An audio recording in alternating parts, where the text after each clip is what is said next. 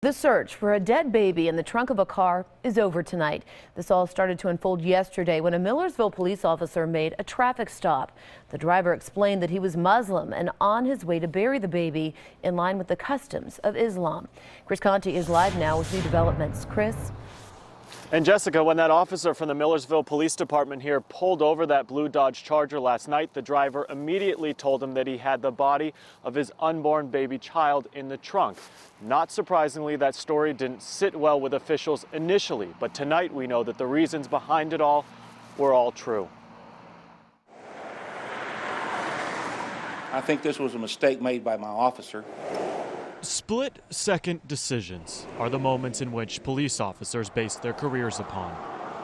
First, I want to thank all of the public. And inside Millersville City Hall today, the split-second decision of an officer last night was intensely scrutinized. Should he have called me? Absolutely. I needed to know. Chief David Hinman doesn't want to name the newly commissioned officer, but says around 3:30 yesterday afternoon he pulled over a blue Dodge Charger for expired tags headed south on I-65. The driver, a man who identified himself as Muslim, said his wife's miscarried baby was wrapped in cloth in the trunk, and according to his religious customs, asked the officer not to disturb the body being brought to a burial ground in Franklin.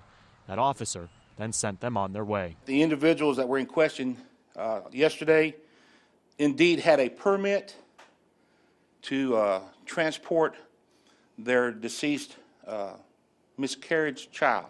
A statewide search for the car immediately ensued until this morning when the chief learned from a coroner in Bowling Green that the entire story checked out. In the end, the officer acted appropriately according to their customs. He took in consideration their feelings. Although the chief stands behind his officer's decision to let the driver go, you have to understand this is a 1 in a million incident. He calls his split-second decision to not call a superior officer to the scene a mistake. The parents got to take care of their child as they did, and we didn't interfere or defile or disrespect them. We should point out here that that officer is still on the job tonight, although the chief is making him go through some extra field training. Because of all this, some policy changes are coming for the department here. That includes, if cases like this happen again, the chief is mandating that any officers call him immediately. We are live in Millersville this evening. Chris Conti, News Channel 5 HD. There was dash cam video of this incident that will likely be released tomorrow once this investigation is closed.